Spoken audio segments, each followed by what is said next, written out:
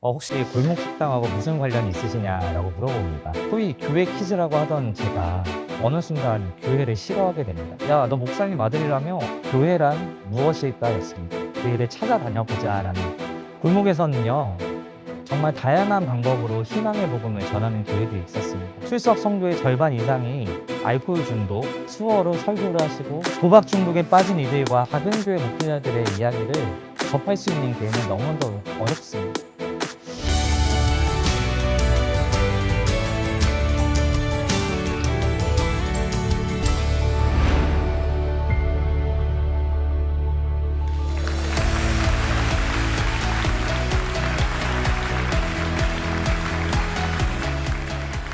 안녕하세요. 저는 유튜브에서 작은 교회 이야기를 전하는 허유빈 목사라고 합니다.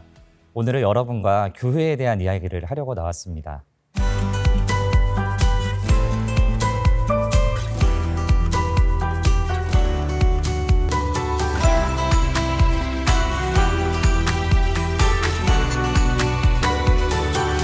저는 유튜브에서 골목교회라는 채널을 운영을 하고 있습니다.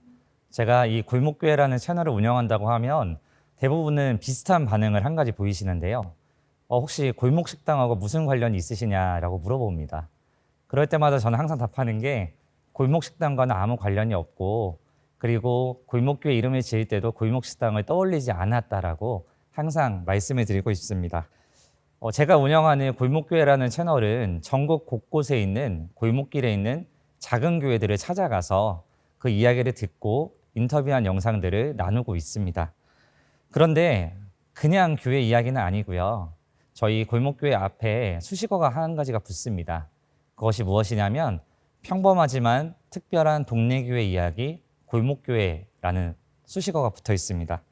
제가 전국을 다니면서 작은 교회들을 찾아다녔던 첫 번째 이유는 교회가 알고 싶어서였습니다.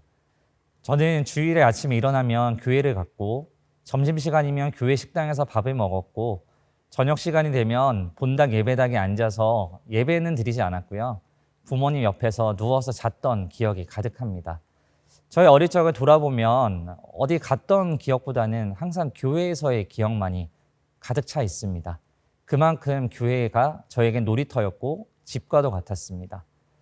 그랬던 소위 교회 퀴즈라고 하던 제가, 그렇게 교회를 좋아했던 제가 어느 순간 교회를 싫어하게 됩니다.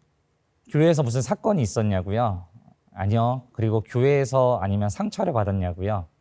아니요. 그런 것도 전혀 없었습니다. 제가 교회를 싫어하게 됐던 이유 하나는 제가 담임 목사의 아들이 되었을 때, 그때부터 저는 교회를 싫어하게 됐습니다. 제가 막 10대가 될 무렵에 아버지께서 선생님 하시던 분이 목사님이 되셨습니다. 그러고 얼마 지나지 않아서는 담임 목사님이 되셨어요. 그런데 그냥 담임 목사님이 아니시고 가파른 오르막 언덕길에 작은 상가교회의 담임 목사님이 되셨습니다. 요즘에 청소년 친구들, 우리 10대 청소년 친구들이 제일 어려워하는 게 친구들에게 교회 다니는 거 오픈하는 거라고 하는데요. 제가 그랬습니다. 제가 친구들 앞에서 교회 다녀, 나 목사님 아들이야 라는 걸 얘기하는 걸 굉장히 싫어했습니다. 학교 다니는 동창들 중에 목사님 아들들이 몇 명 있었어요. 그런데 그 친구들은 대부분 규모가 있는 교회의 목사님 아들이었는데 저는 그러지 않았었습니다. 하지만 친구들에게 있어서 기준은 그 큰 교회 목사님의 아들의 기준이 되어 있었습니다. 그래서 친구들이 저에게 물어왔었어요. 야, 너 목사님 아들이라며? 그럼 너네 집 되게 잘 살겠다.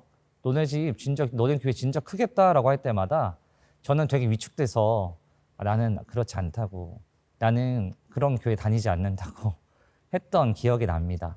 지금 생각해보면 제가 왜 그렇게 부끄러워했는지 모르겠는데 아무튼 그때는 굉장히 부끄러워했었던 기억이 납니다. 제가 이렇게 싫어했던 이유는 무엇이냐? 작은 교회 목사 아들이라는 꼬리표가 붙는 게 제가 원해서 붙은 게 아니었기 때문입니다. 제가 원해서가 아니라 갑자기 아버지를 따라서 교회를 갔더니 작은 교회 목사 아들이 되어 있는 겁니다. 저는 그게 너무나도 싫었습니다. 그런데 되게 신기한 게 뭐냐면 제가 그 작은 교회 예배당의 자리를 지키면서 점차 시간을 보내다 보니까 교회가 다시 좋아지는 겁니다. 작은 교회 예배당에서 혼자서 내가 뭔가를 해먹을 수도 있고, 내가 졸리면 잘 수 있고, 그리고 내가 마음껏 원하는 찬양 부르고 기도하는 것들, 그 모든 시간들을 내 마음대로 할 수 있다 보니까 어릴 적 놀이터 집처럼 느껴졌던 그 교회가 다시 한 번 더 저에게 기억이 나기 시작했습니다. 그래서 저는 교회를 다시 좋아하게 됐는데요. 그 교회에서 제가 많은 시간을 보낼 때마다 저희 곁에 떠나지 않으셨던 분이 한 분이 계셨습니다. 바로 그 교회 담임 목사님이신 저희 아버지셨습니다. 아버지께서는 언제나 설교 준비를 하시기 위해서 교회 사무실에 계셨는데요. 그런 아버지의 모습을 보다 보니까 아버지의 모습이 되게 존경스러워지기 시작을 했습니다. 한 영혼을 위해서 자신의 모든 것을 쏟아붓고 그 한 영혼에게 생명의 양식을 먹이기 위해서 설교를 준비하시는 아버지의 모습에 제가 점차 빠져들고 존경하기 시작했습니다. 그리고 얼마 지나지 않아 아버지께서 저에게 이 말씀을 한마디 하셨는데요. 목회자는 한 영혼을 품고 끝까지 가야 된다라는 그 말씀을 듣고 제 가슴이 뛰기 시작했습니다. 그래서 저는 나는 목회자가 되어야겠구나 생각을 하고 결정을 하고 제가 목회자의 길에 들어서게 되었습니다. 제가 그렇게 아버지의 뒤를 따라서 목회자가 되기 시작했을 때 얼마나 행복했겠습니까? 교회를 가면 제가 좋아하는 교회에 가서 좋아하는 사람들과 함께 찬양하고 함께 기도하고 함께 교제할 수 있다는 그 공동체가 있다는 것만으로도 저는 너무나도 기뻤습니다. 교회 가는 게 너무나도 즐거웠어요. 사역을 하러 가는 게 너무 즐거웠습니다. 그런데 제가 이 사역을 하러 갈 때마다 아침에 라디오를 들었었거든요. 근데 그 라디오 진행자가 라디오 프로그램을 마무리할 때 클로징 멘트라고 해서 마무리하는 멘트가 항상 똑같았는데 이 멘트였습니다. 여러분, 하고 싶은 거 하면서 하세요라는 멘트였는데 저는 제가 하고 싶은 걸 하면서 출근을 하러 가고 있었잖아요. 그래서 저는 그 얘기를 들을 때마다 그 멘트를 들을 때마다 너무나도 기뻤고 감사함이 넘치는 시간들이었습니다. 그렇게 행복하고 감사하게 목회자로 살아가던 어느 날 저는 갑자기 길을 멈춰서게 됩니다. 한 가지 질문이 제 앞에 딱 다가왔는데 제가 갑자기 어떤 것도 할 수 없을 만큼 저를 압도하기 시작했습니다. 그 질문은 뭐냐면 교회란 무엇일까 였습니다. 제가 평생을 교회 울타리 안에서 살았고 그리고 신학대학교에 진학을 해서 학교에서 목회자 후보생으로서 신학과 목회, 교회에 대해서 배워나갔는데 정작 어느 순간 다가온 교회란 무엇인가라는 질문 앞에서 저는 아무것도 할 수가 없게 되었습니다.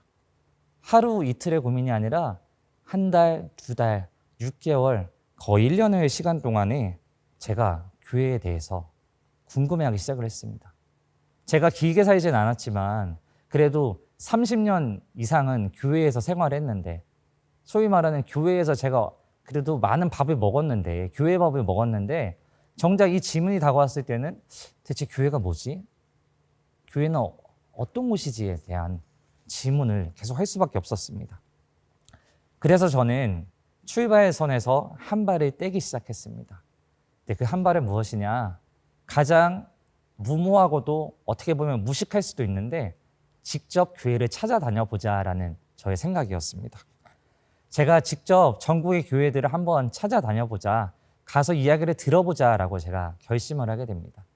그때가 4년 전인 2019년 8월이었습니다.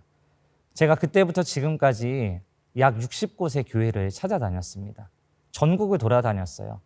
제 고향의 부산도 갔었고 그리고 국내 유일의 내국인 카지노가 있는 강원도 정선도 가봤고요. 그리고 전라도 남원도 가보고 보은도 가보고 강원도 동해도 가보고 전국의 웬만한 곳들은 참 많이 다녔습니다. 제가 그런 지역들을 갈 때마다 어떤 교회들을 찾아다녔을까요? 그 지역을 대표하는 교회들을 찾아다녔을까요? 그 지역에서 가장 큰 교회, 가장 사람이 많이 모이는 교회, 아니면 가장 빠르게 성장한 교회, 그 부상하는 교회들을 찾아다녔을까요? 아니요, 저는 오히려 정반대의 교회들을 찾아다니기 시작했습니다. 큰 길가에 있는 교회보다는 우리가 일상에서 스치듯이 볼 수 있는 골목에서 교회로서 묵묵히 존재하는 그런 곳들을 찾아다니기 시작했습니다.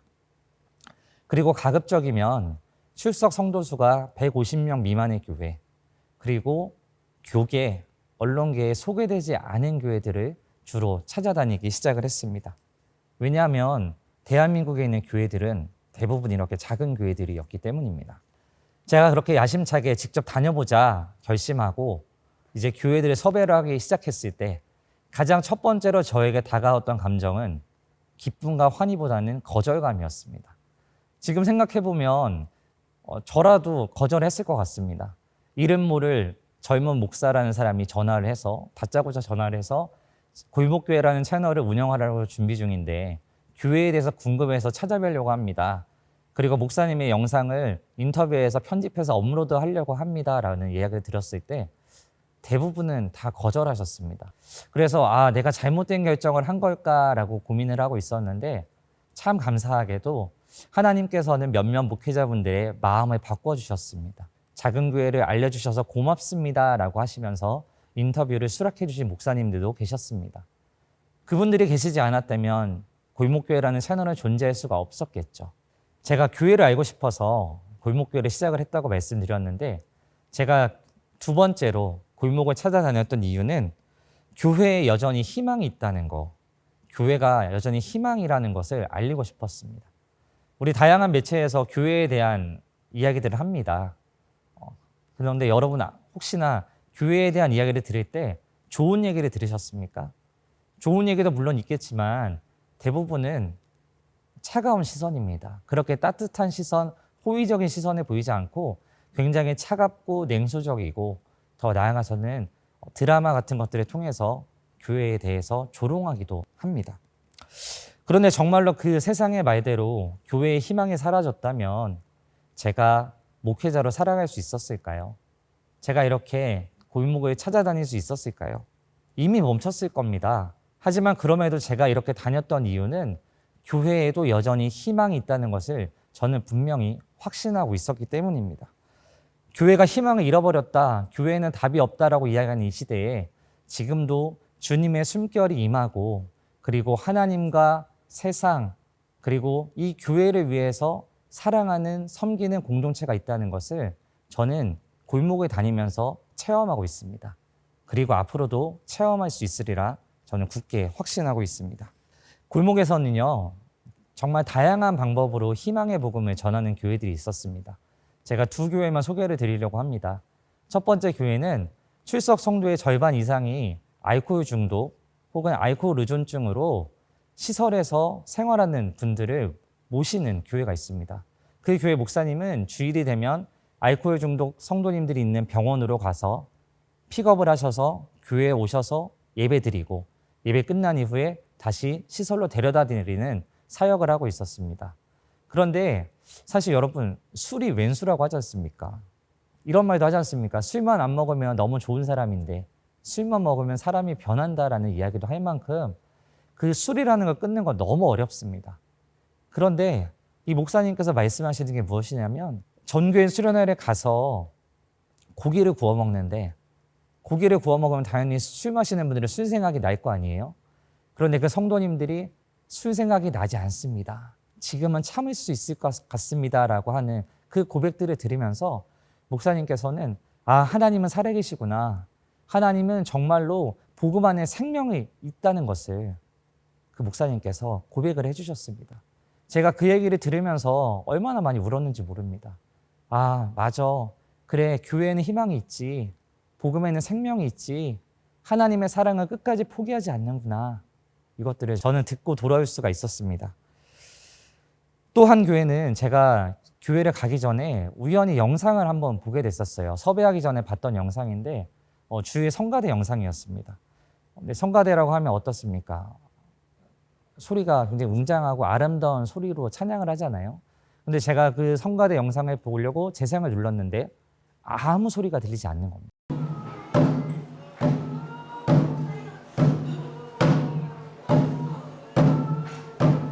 그 성가대 영상 속의 교회는 손으로 이야기하는 청각장애인 농인들의 교회였습니다. 제가 그 성가대의 손으로 수어로 찬양하는 성가대원들의 찬양 모습을 보면서 요한복음 4장 말씀에 영과 진리로 예배하는 모습이 이 모습이 아닐까. 하나님께서 너무나도 기뻐하시는 모습이 이 모습이 아닐까라는 생각이 들어서 정말 무턱대고 교회에다 연락을 드렸습니다. 제가 이러저러한 사람으로서 채널을 운영을 하고 있는데 목사님을 꼭 찾아뵙고 싶다라고 제가 메일을 보냈는데 그 목사님께서도 알고 보니 청각 장애인이셨어요. 수어로 설교를 하시고 수어로 모든 것을 의사소통을 하는 분이셨던 겁니다. 그래서 인터뷰 당일에는 그 목사님의 사모님께서 통역을 해주셔서 제가 인터뷰를 무사히 마치고 왔던 기억이 납니다. 이 외에도 제가 골목에 다니다 보면 이런 교회들도 있었습니다. 매주 수요일이면 지역 동네 주민들과 아이들을 위해서 떡볶이를 만들어주는 교회. 도박 중독에 빠진 이들과 함께 생활하면서 이들이 복음 안에서 다시 회복할 수 있도록 돕는 교회. 비가 오는 날이면 지하철 출구에 비닐우산을 비치해둬서 사람들이 비를 피할 수 있도록 묵묵히 섬기는 교회. 이런 교회들을 찾아다니다 보니까 저는 여전히 교회에는 희망이 있구나, 교회에는 여전히 희망이 있다라는 것을 확신하게 되었습니다. 제가 골목의 교회들을 찾아다니기 시작한 세 번째 이유는 리스너, 들어주는 자가 되고 싶어서였습니다. 한 편의 설교를 준비하기 위해서 주님께 음성을 귀를 기울이고요. 그리고 한 성도님을 신방을 하기 위해서는 그 성도님의 삶의 애환과 어려운 점들을 공감하면서 묵묵히 들어줍니다. 길거리에 나가서 전도할 때는 그 전도 대상자가 누군가가 자신의 너무 힘든 처지를 비관하면서 이야기를 하는 것들을 다 들어주면서 복음을 제시할 수 있을 때까지 묵묵히 들어주는 역할이 바로 대부분의 목회자의 역할입니다.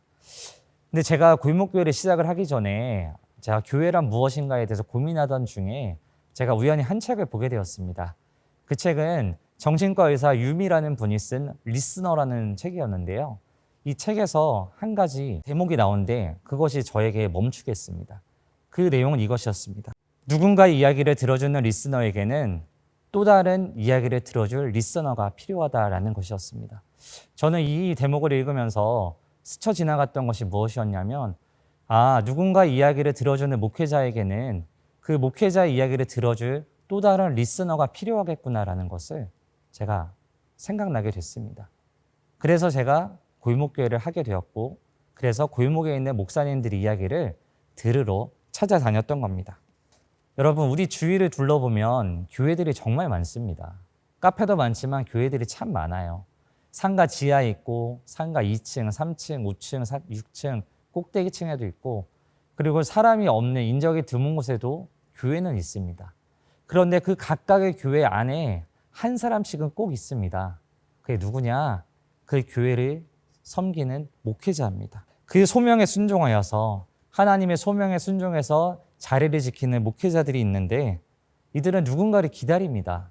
누구냐? 하나님의 사랑이, 복음이 필요한 한 영혼을 기다리고 있습니다. 그 한 영혼을 기다리면서 올 때까지 묵묵히 자리를 지키면서 교회 안에서 설교 준비도 하고 기도도 하고 찬양도 하면서 기다리고 있는 것입니다. 저는 이렇게 한 영혼을 기다리는 목회자를 찾아가서 그 목회자분들의 리스너가 되어드렸습니다. 인터뷰를 할 때면 질문들을 하게 됩니다. 평이한 질문입니다.